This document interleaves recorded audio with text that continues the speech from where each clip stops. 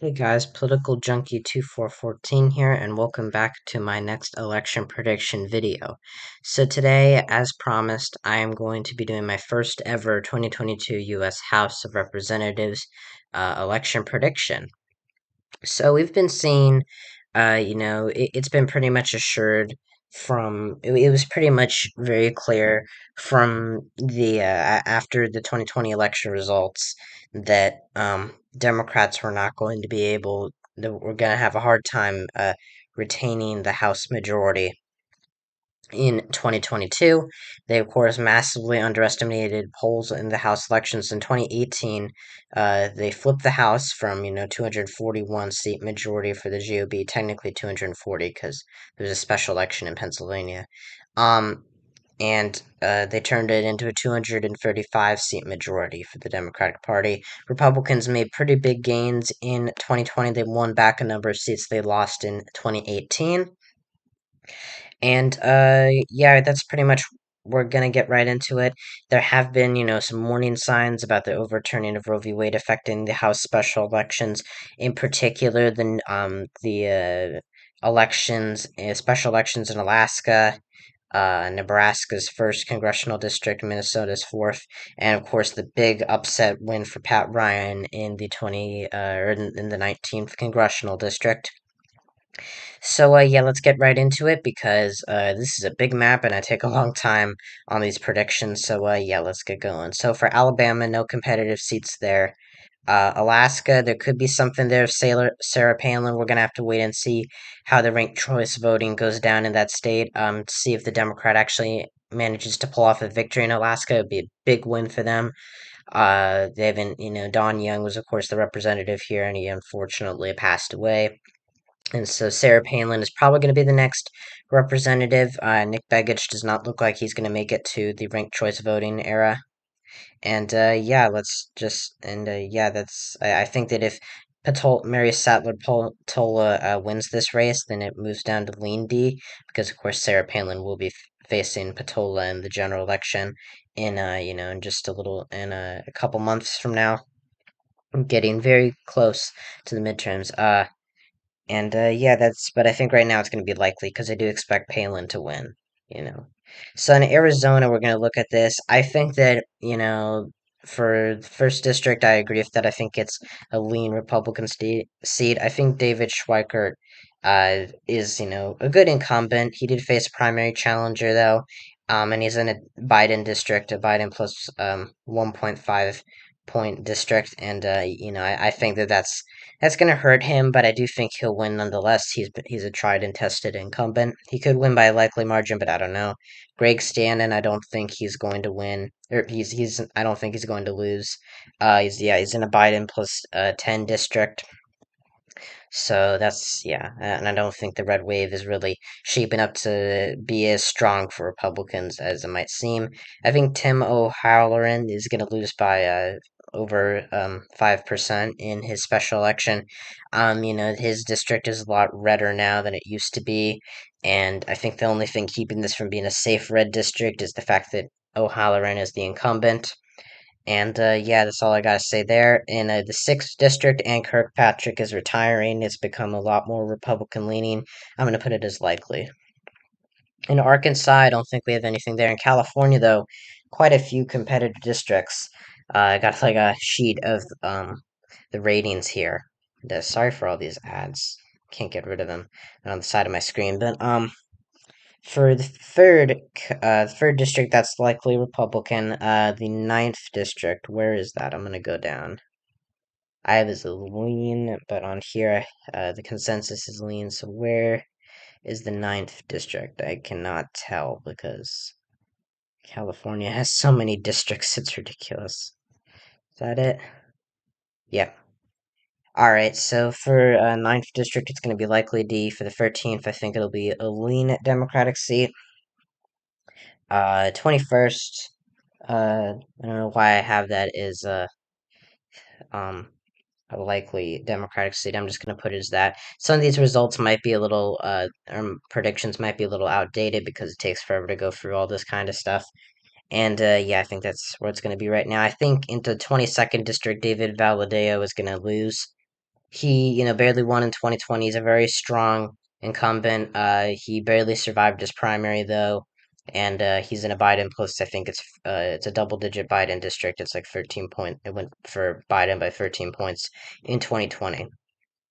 I think also Mike Garcia is going to lose. He won by the skin of his teeth in 2020, and yeah, I don't really see him winning again, especially after objecting to the election results. And then been a flip flopper. He's been voting for codifying same sex marriage, and then voting for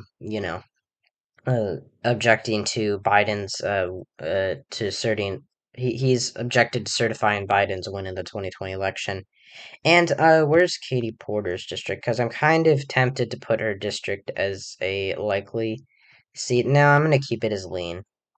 Yeah. Okay, so that's all for California. Colorado, I don't think Lauren Boebert's going to win by over 15% because her district has gotten a little bit bluer. She did face a primary challenger, and it looks like she might have lost. Kind of hope she did because she's a wacko. Um, but yeah, that's all I gotta say for that. In the eighth district, I don't know. I have lean R on my sheet here. I'm gonna keep it as tilt R. Yeah, just changed my mind. All right, so that's it for Colorado. For Connecticut, uh, let's switch the page. That looks, yeah, that's the exact same as I have. Delaware, nothing there. It's just one safe Democratic district. We have a couple in Florida, a couple of interesting races to talk about. We got, I think this is Stephanie Murphy. Yeah, Stephanie Murphy's district. She's not running for re-election. Her district is a lot bluer. Oh, sorry. If you don't click, it'll like send you back to the previous one, to the previous state that you were looking at. And so yeah, so Stephanie Murphy's not running. She's in a Trump district. So yeah, the Democrats are not going to hold that district. Same with Charlie Crist's district. He's leaving to run for governor of Florida. And yeah, his district's become a lot more Republican leaning. So yeah, that's going to be it. In the 15th district, I think it's what's her name? It's an open district. I didn't know that. So yeah, I think it's likely seat. And Maria Salazar, I would say, yeah, that's probably a likely district as well. I think that was actually that is Salazar's district. So yeah, that's it for Florida. For Georgia, I think this is pretty accurate. Um, in Hawaii, nothing there. Idaho, nothing there. Illinois. Let me look. I think that's right, but I just want to be sure. What I have is the sixth district. Yeah, that's likely. Yeah, I think that Republicans will win the 17th district. It's an open seat. I believe it's an open seat. Last time I checked. Yeah, Sherry Bostos is retiring, and yeah, this is pretty much a toss-up district. But I think Republicans will narrowly win it. But we said the same about New York, with Pat Ryan. So what? I don't know. I don't know where I'm gonna put this district. Actually, I don't know. Let me look at who's running in this district. I really don't know how this is gonna go. You know what? I'm gonna be crazy. I'm gonna put this in the tilt Democratic column. I'm gonna be generous because I am a little Democrat. I do have a bit of a liberal bias, but try to look at data objectively. But yeah, considering how well Democrats did in that special election, I think right now, 17th remains blue. Just yeah, in Indiana, first district is gonna go blue. I think Frank Mervin, I think, is gonna win by somewhere from 1 to 5%. In Iowa, we have quite a few competitive districts. Um, in the second district, I think Ashley Hinson will win handily. Marionette Millard Meeks is going to win pretty handily, considering her 6 vote margin in the previous election. It was an insanely close margin. And in the third, I don't know if I'm gonna put that as a. I'm gonna keep it as a lean Republican. Sydney Axony is a good candidate, but she barely held on in 2020. Look at this. She only won by 1 point, and she won by 2 in 2018. This is a more Republican leaning district, but I mean, Yeah, I think that with Chuck Grassley and Kim Reynolds at the top of the ballot, it's going to boost Republican turnout. Iowa's becoming more Republican, by the minute. It's not a safe red state yet, but it's pretty close to being that. It is not the swing state that it was just 10 years ago. And yeah, this would mean Republicans would have the first, Iowa would have its first all Republican congressional delegation, not just in terms of the House, but also the Senate for the first time in decades. I don't even remember how long ago that was. So, yeah, that's all we got to say in Iowa. In Kansas, I think Sharice Davids will win. Looking at how the abortion referendum turned out, so many people, especially in the Kansas City, the more populated urban area of Kansas. I think that Sharice Davids can definitely win a third term, I believe. Third term. Let me think. Yeah, third term. I was right. So yeah, and she's a good incumbent. She could lose, but this district, I think that Laura Kelly is going to have a tight competitive governor's race, and looking at the abortion referendum's abysmal results in the state, particularly this part of the state, I think that Democrats can outperform expectations and win this race. Kentucky, nothing there. Louisiana, nothing there. Maine, Jared Golden and Bruce Polkwin. I have no idea how this race is going to go. This is, probably the biggest toss up, I would say, in, the House elections. Jared Golden's a pretty conservative Democrat. He's in a Trump +6 district. Technically, it voted for him by 7 points, but of course, redistricting, so it's become a little bit bluer. Bruce Polkwin is the former Republican congressman that Golden got rid of in 2018. And Golden won by 6 points, while Trump won the district by 7 points last time. So yeah, and that's using the old district, but I mean, this district has barely changed. It's slightly more democratic. I could see putting this as a blue district. I really don't know. I'm gonna give Bruce Polkwin the very little edge here because even though Golden's a very good candidate, I really don't see him uh winning another. I really don't see him being able to siphon off enough of that white conservative vote in Maine's second congressional district, which is very rural, by the way, very Trumpy, and I don't think he's going to win. He very well could, but it's such a competitive race. I could see it happening, but this isn't really that moderate of a district. It's pretty white working class, pretty Trumpy. In Maryland, I don't remember. Yeah, I might put this as likely D because Dan Cox might drag down the Republicans on the ticket. I don't know. Let me look. It's a Biden +10. Yeah, I'm gonna put it as likely. I'm changing a couple of my results just based on a gut feeling. No, I know that's not a very good way to predict elections, but it is I made a lot of these predictions a while ago, and so I'm just kind of going over them in my head. And Michigan got quite a few competitive districts. I don't, I think in the third district, I agree with that. Peter Meyer would have been the much better candidate. Hillary Scholten, I think, is going to beat John Gibbs in this primary. Gibbs is super um, extreme. He says Democrats eat babies, which I hope you don't believe because it's not true and it's very disturbing, regardless of your politics. So I think that Michigan, Peter Meyer, his seat's going to go to Hillary Schultz, and Democrats will pick up a seat. I think this is my first flip for them so far. In the eighth district, I think Dan Kildee will win, and the seventh, I'm really not. I'm really sure about because Michigan. You know what? I have this race as tilt R. I'm gonna put it as tilt D because that abortion referendum's on the ballot. To legalize abortion, and Gretchen Whitmer's gonna get good turnout at the top of the ticket. So yeah, you know what? I think this law can win another term. Just because I made these results a little while ago. Minnesota, this is completely right. I think Angie Craig can win another term. It's a very Minneapolis is a very blue trending area, and this is more the suburbs of Minneapolis. But looking at the first district, I think that Brian Finstad's no doubt going to win. But looking at that special election result, it only voted for Trump by 9, yeah, or 10 around there.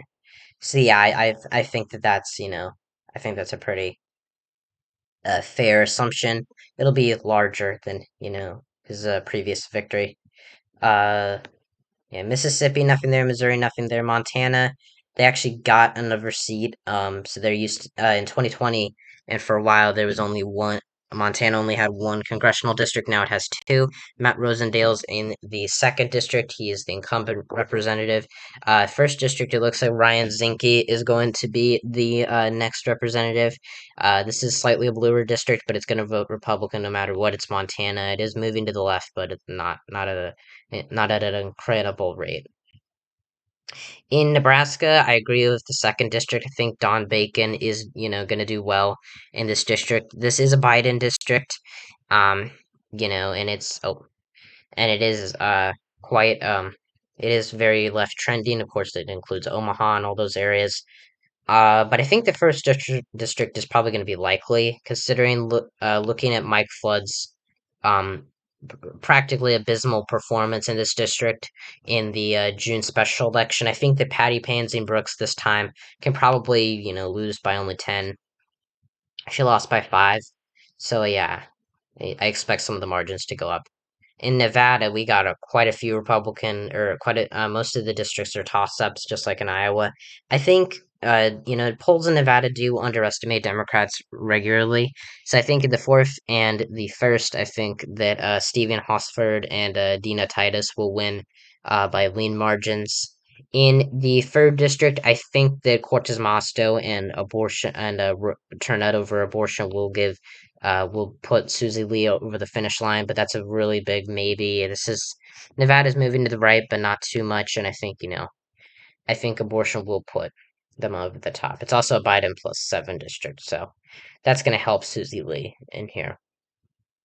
And I think that this is also she's going up against the same opponent she did previously. No, it's a new opponent. Um, so yeah, so that is all for Nevada. In New Hampshire, I think this stands true. I think Ann Custer will win by, comfortable margin. I think Chris Pappas will win. I think, Maggie Hassan is going to turn out a lot of Democrats, being at the top of the ballot, and also the issue of abortion in New Hampshire, which is a very socially liberal but economically conservative state, that's going to help Chris Pappas. So, yeah, and even though Chris Sununu is on the ballot, he's a very moderate Republican. And, yeah. In New Jersey, let's look at New Jersey. Um, I think, yeah, so I think that, Tom Malinowski, I don't think he's going to win again. He's in a Biden +5 district. I really don't know. And he's also going up against Thomas Keene's son, the former governor of New Hampshire. So yeah, I think he's done. Besides that, I think everything's probably right. Why do I have the first district as Tilt D? That makes no sense. Why do I have that as Tilt D? Maybe I meant to write it as something else. That can't be right. That's crazy.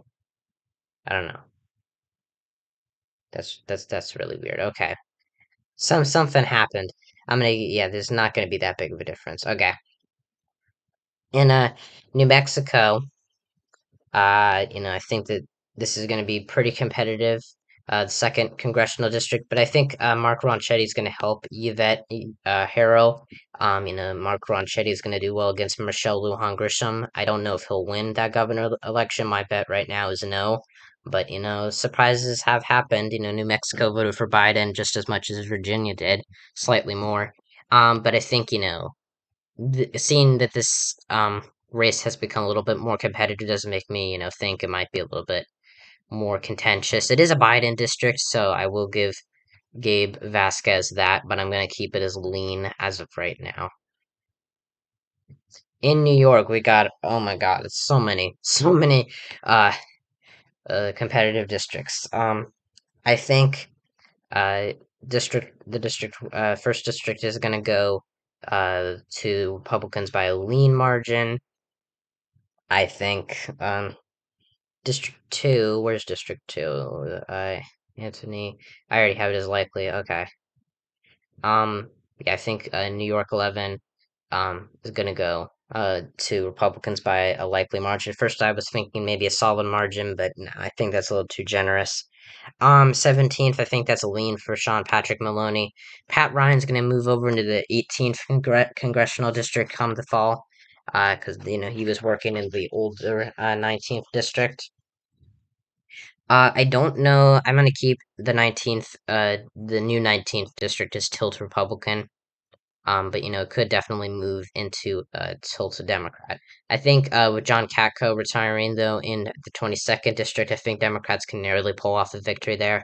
Was it a Biden district? I want to check because I don't have all this memorized. It was a Biden plus 7 district. Oh yeah, it's probably gonna flip. Almost certainly. Almost certainly. In North Carolina, barely actually any competitive races. Well, we got a couple. Um, And yeah, the first one's lean D. Sorry, I got notifications.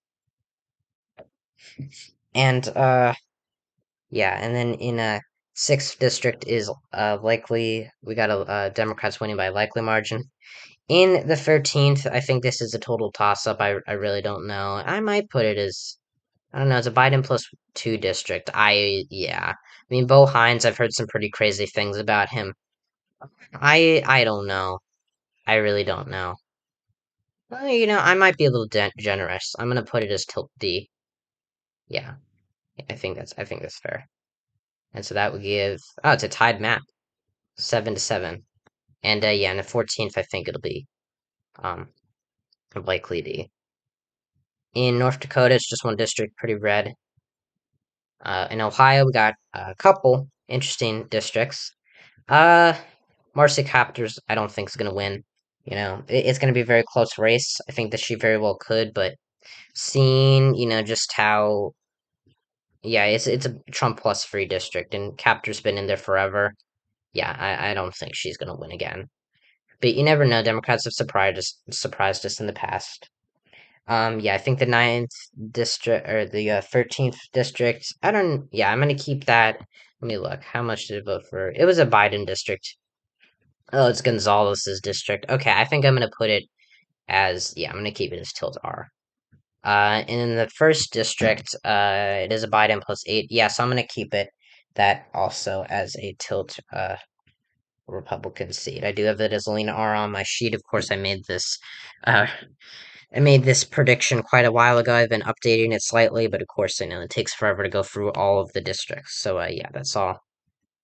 Oklahoma, it's been redrawn so that all the districts are safe red, including the one in Oklahoma City. And Oregon, fourth and sixth districts are likely.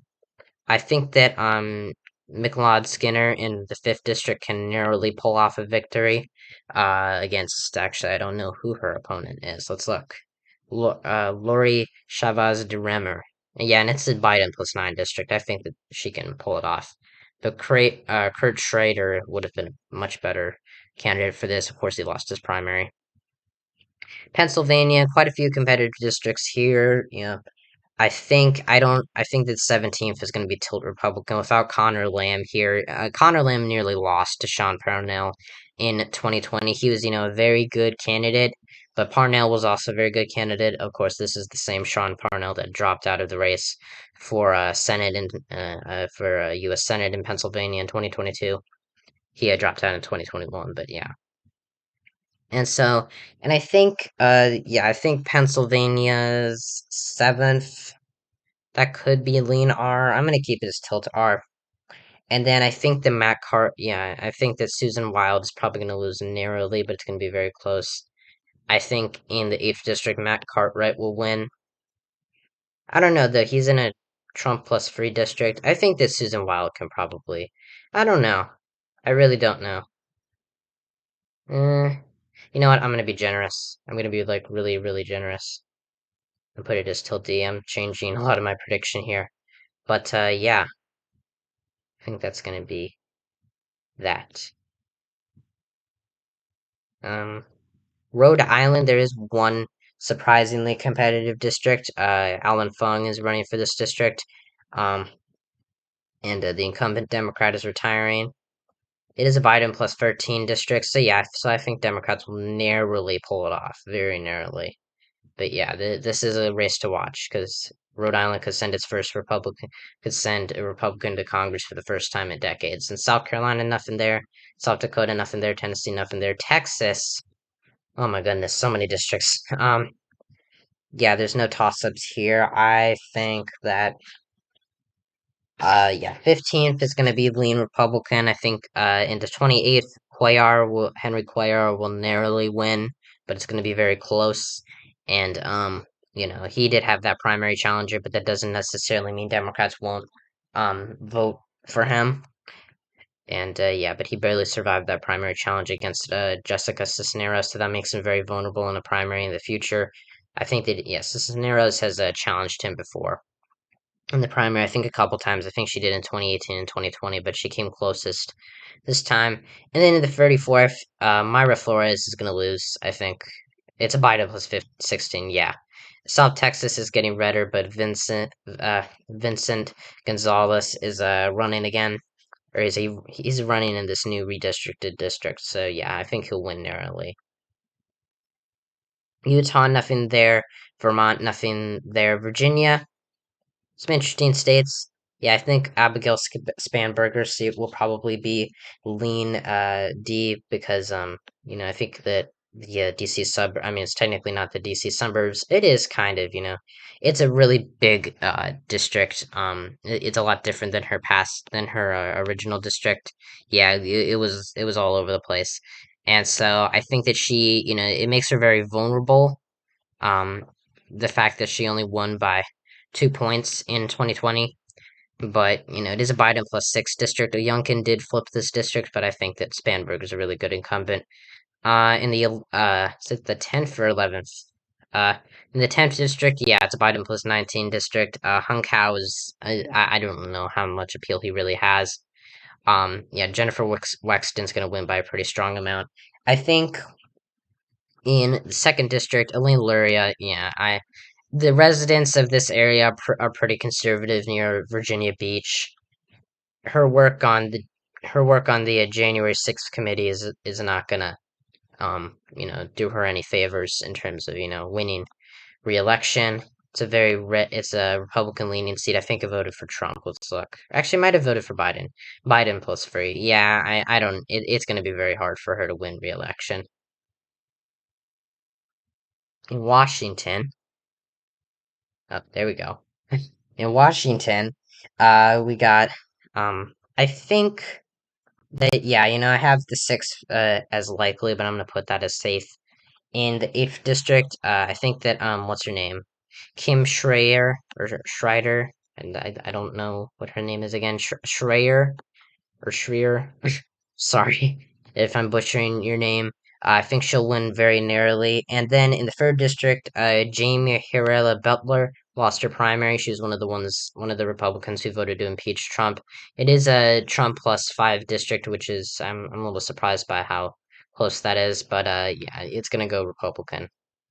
And yeah, and Kim Schrader's district is seven Biden plus seven district.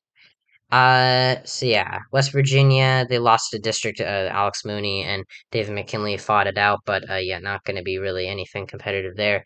And in Wisconsin, Ron Kind's retiring in the third district. I think this district is gonna be likely. I think Republicans have a good turnout in the more rural northern area of Wisconsin.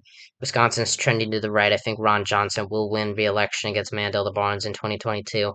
But that's not to say Wisconsin's not a swing state anymore. It still is. It's just this area kind of has been a very good incumbent in this district, but he only won by 3 points in 2020. He's a long time incumbent. So yeah, and I think it's a Trump district from my understanding. Yeah, it's a Trump plus five district. So yeah, it's flipping by a likely margin. And then in Wyoming, of course, Liz Cheney got ousted by Harriet Hageman, but that does not really, it's only one district, so, it votes like the rest of the state does, and Wyoming's super Republican. So this is a little bit of a different map than what I was expecting, when I went on or when I turned on the camera, because I changed a couple of predictions. But essentially, what happens is Republicans narrowly win the House of Representatives. They win 224 seats to the Democrats 211. This is what I've been saying for a while, that the House, that what the special elections have been telling us, that the House is not necessarily locked down for the GOP like we once thought it was. But I think the Democrats can win it back in 2024 if they get a result similar to this. I don't think that they're going to win the House in 2022, but it's the most likely it's ever been the Democrats hold on. So yeah, so this is the final map. Make sure to like the video if you did enjoy it. Subscribe to the channel, share it, share the video.